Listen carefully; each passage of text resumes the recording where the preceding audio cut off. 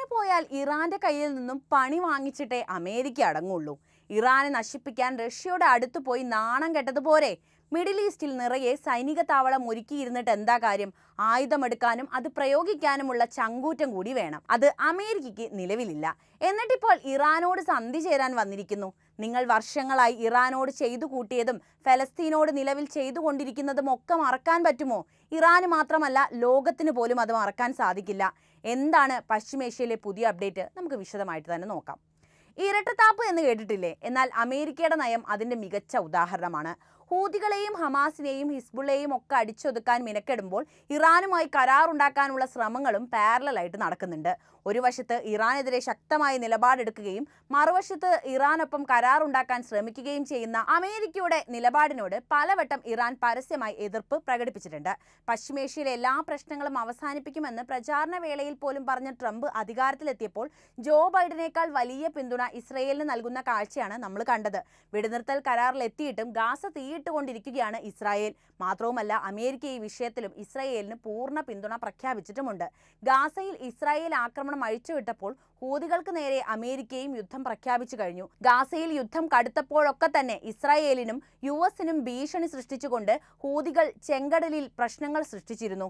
American കപ്പലുകളെ ലക്ഷ്യമാക്കി ഹൂതികൾ നടത്തിയ ആക്രമണങ്ങളെല്ലാം തന്നെ അമേരിക്കയ്ക്ക് ഇറാനോടുള്ള വൈരാഗ്യം വർദ്ധിപ്പിക്കുകയാണ് ചെയ്തത്. 2023 മാർച്ച് 19 ചെങ്കടലിലൂടെ പോവുകയായിരുന്ന ഗാലക്സി ലീഡർ എന്ന ചരക്കുകപ്പൽ യമനിലെ ഹൂതി വിമതർ പിടിച്ചെടുക്കുന്നത്. ഇസ്രയേലുമായി ബന്ധമുള്ളതിനാലാണ് കപ്പൽ റാഞ്ചിയതെന്നും ഗാസയിലെ യുദ്ധം അവസാനിപ്പിക്കും വരെ ഇസ്രയേലുകാരുടെയും അവരുമായി ബന്ധമുള്ളവരുടെയും കപ്പലുകളെ ലക്ഷ്യമിടുമെന്നും ഹൂതികൾ പറഞ്ഞിട്ടുണ്ടായിരുന്നു. ഇതിനുശേഷം ഇങ്ങോട്ട് 130-ലധികം ആക്രമണങ്ങളാണ് ചരക്കു വ്യാപാര കപ്പലുകൾക്കെതിരെ ഹൂതികൾ ചെങ്കടലിൽ നടത്തിയത്. പലതും തകർന്നു, ചിലത് അപ്പാടെ മുങ്ങിപ്പോയി. ചെങ്കടൽ വഴിയുള്ള ചരക്ക് ഗതാഗതത്തെ ഇത് വലിയ തോതിലാണ് ബാധിച്ചത്. അതുകൊണ്ട് തന്നെയാണ് ട്രംപ് അധികാരത്തിലെത്തിയത് മുതൽ തന്നെ ഹൂതികളെ ഒതുക്കാനുള്ള മാർഗങ്ങൾ തേടിയത്.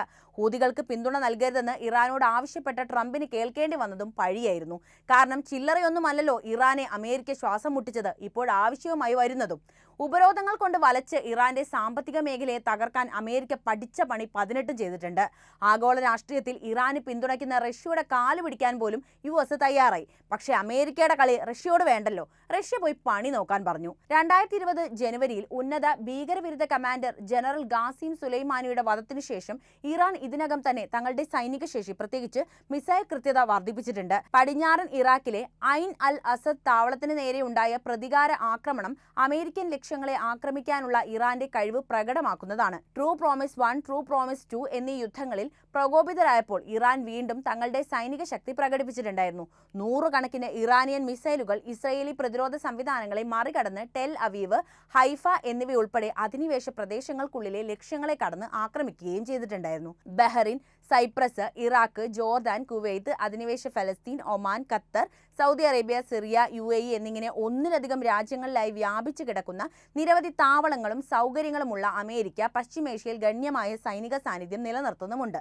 ആഗോളതലത്തിൽ എണ്ണയുടെ ഒഴുക്ക് നിയന്ത്രിക്കുക, നിർണായകമായ ചോക്ക് പോയിന്റുകളിൽ സ്വാധീനം നിലനിർത്തുക, സയനിസ്റ്റ് സ്ഥാപനത്തിന്റെ നിലനിൽപ്പ് ഉറപ്പാക്കുക, ഇറാനെ വളയാൻ ശ്രമിക്കുക എന്നിവയുൾപ്പെടെ വിവിധ തന്ത്രപരമായ ഉദ്ദേശങ്ങളാണ് ഈ താവളങ്ങൾ നിറവേറ്റുന്നത്.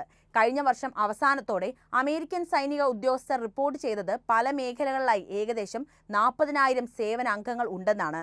ഇതിൽ ചെങ്കടൽ, ഏദൻ ഉൾക്കടൽ തുടങ്ങിയ പ്രാദേശിക ജലാശയങ്ങളിലെ വിമാനവാഹിനി കപ്പലുകൾ, ഡിസ്ട്രോയറുകൾ തുടങ്ങിയ കപ്പലുകളിലെ സൈനികരും ഉൾപ്പെടുന്നു. ഏറ്റവും പുതിയ കണക്കുകൾ പ്രകാരം പശ്ചിമേഷ്യയിലുടനീളമുള്ള ഡസൻ കണക്കിന് രാജ്യങ്ങളിൽ അമേരിക്കൻ സൈനിക സൗകര്യങ്ങൾ വളരുന്നുണ്ട്. അതുമാത്രവുമല്ല, ജിബൂട്ടിയിലും തുർക്കിയിലും അമേരിക്കയ്ക്ക് വലിയ താവളങ്ങളുമുണ്ട്. ഇവ പശ്ചിമേഷ്യയിലെ സൈനിക പ്രവർത്തനങ്ങൾക്കാണ് അമേരിക്ക ഉപയോഗിക്കുന്നത്. മിഡിൽ ഈസ്റ്റിൽ അമേരിക്കയ്ക്ക് സൈനിക താവളങ്ങളുണ്ട്.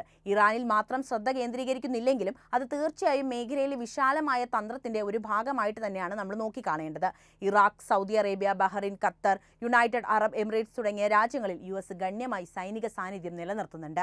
ഭീകരവാദ വിരുദ്ധ പ്രവർത്തനങ്ങൾ, പ്രാദേശിക സ്ഥിരത, മേഖലയിലെ സഖ്യകക്ഷികളെ പിന്തുണയ്ക്കൽ എന്നിവയുൾപ്പെടെ വിവിധ ആവശ്യങ്ങൾക്കായി ഈ താവളങ്ങൾ ഉപയോഗിച്ചു വരികയുമാണ് ചെയ്യുന്നത്. എന്നാൽ ഇതിന്റെയൊക്കെ പ്രഥമ ലക്ഷ്യം ഇറാൻ എന്ന രാജ്യമാണ്, അമേരിക്കയുടെ ഏറ്റവും വലിയ ശത്രു. ഇറാനിൽ നിന്നും സാധ്യതയുള്ള ഭീഷണികളെ തടയുക എന്നതും മിഡിൽ ഈസ്റ്റിലെ US സാന്നിധ്യത്തിന്റെ ലക്ഷ്യമാണ്. 1979 ഇറാനിയൻ വിപ്ലവത്തിന് ശേഷം US ഇറാനും പതിറ്റാണ്ടുകളായി പിരിമുറുക്കമുള്ള ബന്ധമാണ് പുലർത്തിക്കൊണ്ടിരിക്കുന്നത്. കൂടാതെ മേഖലയിലെ US സൈനിക വിന്യാസങ്ങൾ ഇറാന്റെ സ്വാധീനത്തിനും പ്രവർത്തനങ്ങൾക്കും ഒരു സമതുലിതാവസ്ഥയായി പ്രവർത്തിക്കുന്നു. ഉദാഹരണത്തിന് മേഖലയിലുടനീളമുള്ള വിവിധ മിലിഷ്യകളെയും പ്രോക്സി ഗ്രൂപ്പുകളെയും പിന്തുണയ്ക്കുന്നതിലെ പങ്കാളിത്തമാണ് അത്. മാത്രവുമല്ല, ഹോർമുസ് കടലിടുക്കിന് സമീപമുള്ള പേർഷ്യൻ ഗൾഫിൽ US ഒരു നാവിക സാന്നിധ്യമുണ്ട്. അതിലൂടെയാണ് ലോകത്തിലെ എണ്ണയുടെ ഒരു പ്രധാന ഭാഗം കടന്നുപോകുന്നത്. ഇറാന്റെ സ്വാധീനത്തെ ചെറുക്കുന്നതിനോടൊപ്പം സ്വതന്ത്രമായ വാണിജ്യ പ്രവാഹം ഉറപ്പാക്കുകയും പ്രാദേശിക സ്ഥിരത ഉറപ്പാക്കുകയും ചെയ്യുക എന്നതാണ് US സൈന്യത്തിന്റെ ലക്ഷ്യം. അതിനാൽ US സൈന്യത്തിന്റെ സാന്നിധ്യം ഇറാന് മാത്രമായി എതിരെ അല്ലെങ്കിലും മേഖലയിലെ ഇറാന്റെ സൈനിക രാഷ്ട്രീയ സ്വാധീനത്തിനെതിരായ ഒരു തന്ത്രപരമായ പ്രതിരോധമായിട്ട് ഇത് പ്രവർത്തിക്കുന്നുണ്ട് എന്നത് നമ്മൾ എടുത്തു പറയേണ്ട ഒരു കാര്യമാണ്. മിഡിൽ ഈസ്റ്റിൽ നിറയെ സൈനിക താവളങ്ങൾ ഒരുക്കി വെച്ചിട്ടുണ്ടെങ്കിലും അമേരിക്ക ഇറാനെ വല്ലാതെ ഭയക്കുന്നുണ്ട് എന്നതാണ് നമ്മൾ ഇവിടെ പറയേണ്ട ഒരു കാര്യം.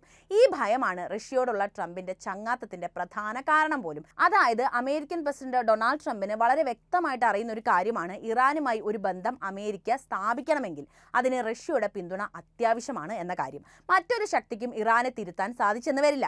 എന്നാൽ റഷ്യൻ പ്രസിഡന്റ് പുതിൻ പറഞ്ഞാൽ ഒരുപക്ഷെ ഇറാൻ അനുസരിച്ചേക്കാം. ഇവിടെയാണ് ട്രംപ് കളിക്കാൻ ഉദ്ദേശിക്കുന്നത്. ശീതയുദ്ധ കാലഘട്ടത്തിൽ ആരംഭിച്ച റഷ്യൻ വിരോധത്തെ പോലും തൃണവൽക്കരിച്ച് പുതിനെ കെട്ടിപ്പിടിക്കാൻ ട്രംപിനെ പ്രാപ്തമാക്കിയ ഘടകം ഈ സ്വാർത്ഥതയാണ്. അമേരിക്കയുടെ ശത്രുവായ ഇറാനെ എങ്ങനെയെങ്കിലും ഇല്ലാതാക്കുക, അവരെ നിരായുധീകരിച്ച് പരാജയപ്പെടുത്തുക എന്ന ലക്ഷ്യമാണ് അമേരിക്കയ്ക്കുള്ളത്. എന്നാൽ പുതിൻ അതിന് തയ്യാറാകുമെന്ന് കരുതുന്നുണ്ടോ? ഏതൊരവസ്ഥയിലും ഇറാനെ കൈവിടാൻ റഷ്യ തയ്യാറാകില്ല. പക്ഷേ അമേരിക്കയുമായി നിലവിലുള്ള പ്രശ്നങ്ങൾക്ക് ഒരുപക്ഷെ പരിഹാരം കാണാൻ റഷ്യ വിചാരിച്ചാൽ നടക്കുമെന്ന കാര്യം ഉറപ്പാണ്. ഈ ഉറപ്പും ഈ പ്രതീക്ഷയും തന്നെയാണ് ട്രംപിനെ മുന്നോട്ട് നയിക്കുന്ന ഒരു പ്രധാനപ്പെട്ട ഘടകവും. അമേരിക്കയും ഇറാനും തമ്മിലുള്ള ബന്ധത്തിൽ മധ്യസ്ഥത വഹിക്കുന്നതിനോ സ്വാധീനിക്കുന്നതിനോ റഷ്യയ്ക്ക് ഒരു പങ്ക് വഹിക്കാനുള്ള കഴിവുണ്ട്. എന്നാൽ സംഘർഷത്തിന്റെ സങ്കീർണവും വേരൂന്നിയതുമായ സ്വഭാവം കാരണം പ്രശ്നം പരിഹരിക്കുന്നത് പൂർണ്ണമായും വെല്ലുവിളി നിറഞ്ഞതായിരിക്കും. നിരവധി ഘടകങ്ങൾ റഷ്യയുടെ ഇടപെടൽ സാധ്യമാക്കുകയും പരിമിതപ്പെടുത്തുകയും ചെയ്യുന്നുണ്ട്. അതിൽ പറയേണ്ട ഒരു പ്രധാനപ്പെട്ട കാര്യം എന്ന് പറഞ്ഞാൽ ഇറാനും റഷ്യയുമായിട്ടുള്ള വളരെ നല്ല ബന്ധമാണ്. തന്ത്രപരമായ പങ്കാളിത്തം ഇരു രാജ്യങ്ങളും തുടരുന്നുണ്ട്. ഈ മേഖലയിൽ മാത്രമല്ല, മറ്റ് മേഖലകളിൽ പോലും റഷ്യയ്ക്കും ഇറാനും താരതമ്യേന ശക്തമായ ബന്ധമാണ് ഇപ്പോൾ ഉള്ളത്. പ്രത്യേകിച്ച് സമീപ വർഷങ്ങളിൽ അത് വളരുകയാണ് ചെയ്തത്. മിഡിൽ ഈസ്റ്റിലെ US സ്വാധീനത്തെ ചെറുക്കുക, പാശ്ചാത്യ ഉപരോധങ്ങളെ എതിർക്കുക തുടങ്ങിയ പൊതു താല്പര്യങ്ങൾ ഇരു രാജ്യങ്ങളും പങ്കിടുന്നുണ്ട്. മേഖലയിൽ പ്രത്യേകിച്ച് സിറിയയിൽ റഷ്യയ്ക്ക് ഇറാൻ ഒരു പ്രധാന പങ്കാളിയാണ്. അവിടെ റഷ്യയും ഇറാനും ബഷർ അൽ അസദിന്റെ ഭരണകൂടത്തെ പിന്തുണയ്ക്കുന്നതിൽ സഹകരിച്ച് പ്രവർത്തിച്ചിട്ടുമുണ്ട്. US സ്വാധീനത്തിനെതിരായ പൊതുവായ എതിർപ്പാണ് അടുത്തത്. മേഖലയിലെ US മേധാവിത്വത്തെ എതിർക്കുന്നതിൽ റഷ്യ പൊതുവെ ഇറാനുമായി യോജിച്ച് പ്രവർത്തിക്കുന്നവരാണ്. ചില കാര്യങ്ങളിൽ അവരെ സ്വാഭാവിക സഖ്യകക്ഷികളാക്കുകയും ചെയ്യുന്നുണ്ട്. US ഉപരോധങ്ങളോടുള്ള റഷ്യയുടെ എതിർപ്പും ഇറാന്റെ ആണവ പദ്ധതിക്കുള്ള പിന്തുണയും അവരുടെ ബന്ധത്തെ കൂടുതൽ ശക്തിപ്പെടുത്തുകയും ദൃഢപ്പെടുത്തുകയും ചെയ്തിട്ടുണ്ട്. നയതന്ത്രത്തിൽ റഷ്യയുടെ പങ്കാണ് ഇനി പറയുന്നത്.